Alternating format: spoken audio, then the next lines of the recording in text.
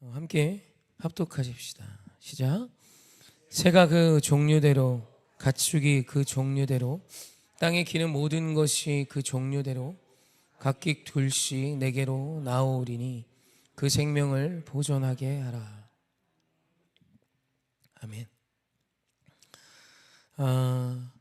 말씀으로 사는 사람, 하나님으로 사는 사람은 아주 분명하게 세상과 차이나는 것이 있다면 그것은 신비한 무엇을 경험하고 세상이 알 수 없는 놀라운 무엇을 보는 것이 아니라 기준과 가치가 다른 것입니다. 살아가는 삶의 잣대가 다른 거예요. 영원한 진리를 알기 때문에 세상은 수없이 바뀌죠. 기준이 바뀌고 가치가 바뀌지만 그리스도인은 1.1핵도 변함없으신 주의 말씀이 답이 되어 사는 힘을 가지는 것입니다. 그래서 그리스도인이 가져야 되는 아주 중요한 성품과 태도는 변함없는 하나님의 말씀이 답이 되어 살아가는 믿음의 백성으로 서는 것입니다. 그리고 그게 믿음이에요. 믿음은 세상 사람들이 알 수 없는 어떤 놀라운 영적인 세계의 신비함을 체험하고 체득했다는 것이 아니라 말씀이신 하나님을 보고 그 말씀을 나의 삶의 기준과 가치로 삼아 말씀을 쫓아 사는 사람이 어느 때에든 되어 사는 것입니다. 이것이 그리스도인의 힘이에요. 그리고 그리스도인이 세상과 구분될 수 있는 아주 중요한 기준점입니다. 오늘 저희가 본 말씀을 보면 종류대로라는 표현이 나옵니다. 새가 그 종류대로, 가축이 그 종류대로, 땅에 기는 모든 것이 그 종류대로 각기 둘씩 내게로 나아오리니 그 생명을 보존하게 하라. 사실 이 종류대로라는 이 표현이 창세기에 꽤 나옵니다. 7장 14절에도 나와요. 한번 같이 읽어볼까요? 시작. 그들과 모든 들짐승이 그 종류대로, 모든 가축이 그 종류대로, 땅에 기는 모든 것이 그 종류대로, 모든 새가 그 종류대로. 아멘. 창세기 1장 12절에도 나옵니다. 함께 합독하십시다. 시작. 땅이 풀과 각기 종류대로, 씨 맺는 채소와 각기 종류대로, 씨 가진 열매 맺는 나무를 내니 하나님이 보시기에 좋았더라. 아멘. 창세기에는 세상을 지으실 때 만드셨던 동물들, 식물들을 종류대로 구분하세요. 그래서 이것을 영어로 하면 kind입니다. 종류대로, 개과, 고양이과, 이해되시죠? 이렇게 종류대로 구분을 하세요. 그래서 여러분 이것이 세상이 하나님께서 세상에 지어 놓으신 동물과 어떤 식물들을 구분하는 법입니다. 그리고 그들을 만드셨을 때 부여하신 의미예요. 그들은 종류대로 지음 받았어요. 그런데 중요한 것은 사람입니다. 사람은 어떻게 지으셨죠? 우리 창세기 1장 26, 27절입니다. 함께 합독하십시다. 시작. 하나님이 이르시되 우리의 형상을 따라 우리의 모양대로 우리가 사람을 만들고 그들로 바다의 물고기와 하늘의 새와 가축과 온 땅과 땅에 기는 모든 것을 다스리게 하자 하시고. 아멘. 그리고 9장 6절입니다. 창세기 9장 6절 말씀 한 번 더 봅시다. 함께 합독합시다. 시작. 다른 사람의 피를 흘리면 그 사람의 피도 흘릴 것이니 이는 하나님이 자기 형상대로 사람을 지으셨음이니라. 아멘. 사람은 하나님께서 종류대로 지으시지 않으셨어요. 하나님의 형상대로 주님의 모양을 따라 지으십니다.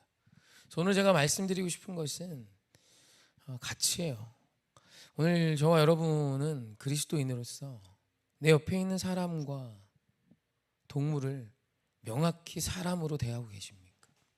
동물을 동물로 대하십니까? 가치가 달라요. 이건 하나님이 부여하신 가치입니다.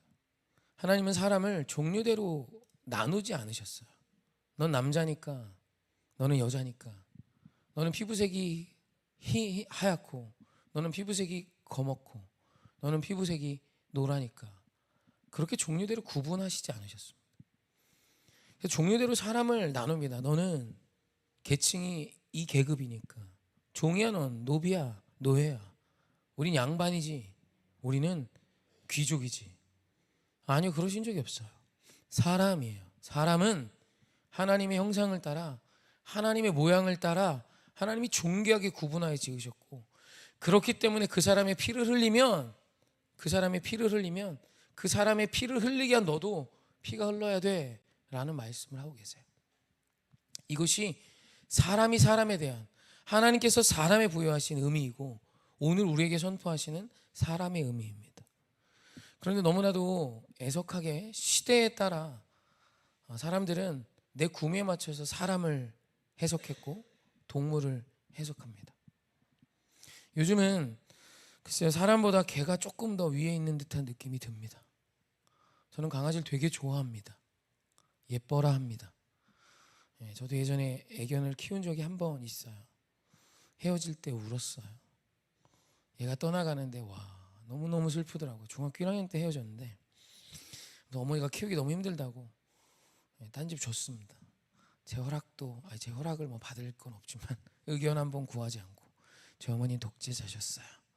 아무튼 이렇게 보냈는데 저는 강아지 되게 이뻐합니다. 예전에 시골에서 클 때도 누렁이 뱉고 전박이 이러면서 키우고 했죠.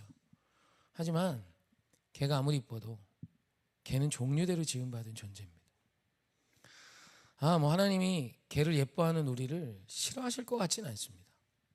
그런데 개보다 사람을 우습게 여기는 우리의 모습을 보면 아파하실 거예요. 아주 중요한 가치입니다. 사랑하는 성도님, 성경에 기록된 가치가 여러분의 답이 되어 사는 것은 그리스도인의 아주 중요한 힘이에요. 그래서 어떤 성도님 내가 이제 개를 샀는데 애가 하도 졸라갖고 개를 사줬는데 서약서를 썼답니다. 그 중에 하나가 뭐냐면 개는 개다 이렇게 써놨어요. 그 얘기를 듣고 진짜 지혜롭구나. 개는 개입니다. 개는 사람이 아니에요. 제가 오늘 개 이야기를 하고 싶었던 게 아닙니다. 개에 대한 해석, 개를 더 이뻐하고 개를 품에 안고 다니고 그건 본인의 어떤 선택에 따라 하시는 걸 존중하지만 중요한 건 사람에 대한 해석입니다. 여러분, 내 옆에 있는 사람이 존귀함을 아셔야 해요. 오늘 하나님이 나를 하나님 형상을 따라 지었지. 내가 예뻐하는 내 새끼를 하나님이 하나님 형상을 따라 지었지. 하나님이 지으신 하나님의 거룩한 작품이지. 우리 에베소서 말씀 볼까요? 에베소서 2장 10절 여기 함께 합독하십시다. 시작. 우리는 그가 만드신 바라 그리스도 예수 안에서 선한 일을 위하여 지으심을 받은 자니 이 일은 하나님이 전에 예비하사 우리로 그 가운데에서 행하게 하려 하심이니라. 아멘. 오늘 이 말씀에 보면 하나님께서 우리를 만드셨대요. 그러면서 그 만드신 목적이 나와 선한 일을 위하여 지으셨고 하나님이 예비하여 지으셨대요. 그냥 우연이 아니라 하나님의 계획 속에 선한 일을 위하여 하나님이 만드신 하나님의 거룩한 존재래요. 그리고 우리말 만드신 바로 번역된 헬라어가 포이에마입니다. 포이에마. 이 포이에마에서 우리가 잘 아는 시인 포임이 기인해요. 걸작, 작품이란 뜻입니다. 그러니까 하나님께서 걸작으로 지으셨대요. 성경 창세기를 읽다 보면 하나님께서 좋았더라 합니다. 그리고 인류를 지으신 뒤에 좋았더라 앞에 심히가 붙어요. 감탄사가 붙습니다. 심히 좋았더라. 사람을 지으시고 하나님께서 심히 좋아하세요. 여러분, 이것이 굉장히 중요한 거예요. 내가 좋아하고 내 구미에 맞고 나와 함께하면 참 좋은 그 사람만이 존귀한 것이 아니라 오늘 나를 불편하게 하고 나를 어렵게 하는 그도 하나님은 존귀한 자로 여기신다는 거예요. 작품이에요. 하나님의 형상이 그 안에 있고 영적인 존재입니다. 할렐루야. 이 가치를 잃지 않으셨으면 좋겠어요. 그래서 여러분, 사람을 귀히 여기는 한 사람이 되어 주십시오. 이 시대가 그렇지 않습니다. 이 시대는 사람을 여전히 계급으로 나누고 종류대로 나눠요. 남자니까 여자니까 나는 어디에 사니까 나는 이런 학벌을 가졌으니까 나는 이런 아파트에 사니까 나는 이런 외모를 가졌으니까 라고 생각하며 종류대로 모입니다. 종류대로 모여 서로 다른 종류를 공격하고 나와 다른 부류를 미워합니다. 아니에요. 존귀하게 여기셔야 해요. 오늘 우리 안에 신체적인 연약함이 있고 부족함이 있어 보여도 그는 하나님이 지으신 걸작임을 믿으셔야 돼요. 이해하지 마세요. 그냥 믿으세요. 납득하려 하지 마세요. 도저히 이해 안 되는 그도 사랑할 수 있으면 도전하십시오. 예전에 사랑의 교회 한 집사님이 이제 지존파를 구원해야 된다는 마음을 하나님이 주셨답니다. 워낙 유명했던 사건이라 아실 겁니다. 인육을 먹었고 사람을 죽여서 화장하는 걸 그 집 안에 만들어 놓고 사람을 그냥 증거물도 없도록 다 태워버렸습니다. 몇 명을 죽였나? 이 죽인 이유는 다른 게 아닙니다. 그냥 부자여서 나보다 잘 살아서. 그때는 왜 오렌지족 아시죠? 낑깡족 아세요? 오렌지족, 낑깡족 막 있었는데, 근데 오렌지족 꼴배기 싫어서 그냥 이유도 없이 잡아다 죽였습니다. 그냥 그게 이유예요. 근데 그런 그들을 구원해야겠다는 마음을 하나님이 주셨대요. 그러면 안 되는 거 아니에요? 그런 놈들은 죽임 당해야죠. 지옥에 들어가서 불쏘시개로 쓰임 받아야 되는 거 아닙니까? 오늘 우리 안에 그런 미움이 있을 때가 있어요. 하지만 하나님은 내가 미워하는 그를 기다리고 계세요. 여러분 그냥 믿으세요. 하나님이 그렇대요. 나만 존귀한 게 아니라 오늘 네 옆에 있는 그도 존귀한 자야. 그도 거룩한 자지. 여러분 이것이 그리스도인이었으면 좋겠고, 아니 이것이 그리스도인이어야만 하고, 이것이 우리의 삶의 가치 기준이 되셨으면 좋겠습니다. 내 눈에 이뻐 보이지 않냐, 이뻐 보이냐가 여러분의 기준이 되게 하지 마십시오. 오늘 내 눈에 미움이 되어도 하나님의 말씀이 존귀하다면 그를 존귀한 자로 해석하며 사랑하기를 애쓰십시오. 사랑함을 도전하십시오. 그를 위해 중보함을 도전하십시오. 그래서 여러분 이 시대 가운데 진짜 하나님이 내 곁에 주신 하나님의 선물인 사람들과 함께 잘 사는 자가 되어주셨으면 좋겠습니다. 그것이 오늘 우리에게 부탁하시며 요구하시는 사명이자 기준이자 그리스도인의 태도인 것입니다. 사람 사랑하십시다. 뻔한 이야기지만 이거 못합니다. 은혜 없이는 못합니다. 그렇게 사랑한다고 오빠 해놓고 결혼하고 나면 원수가 되는 가정이 심이 많고, 오늘도 우리가 가정을 위해 기도했지만 깨어지기 일보 직전에 놓인, 아니 이미 깨어진 가정들도 너무 많아요. 제가 참 좋아하는 친구 이야기를 하자면, 이 친구가 결혼하고 얼마 안 돼서 이혼을 했습니다. 여러 이유가 있습니다. 둘의 문제도 있지만 가정과 가정의 문제도 있고 또 다른 관계의 문제들이 있고. 그래서 기도했죠. 기도하며 주신 마음은 회복이었어요. 회복. 지금은 다시 같이 삽니다. 그래서 둘째 낳고 딸 낳고, 딸이 얼마나 이쁜지.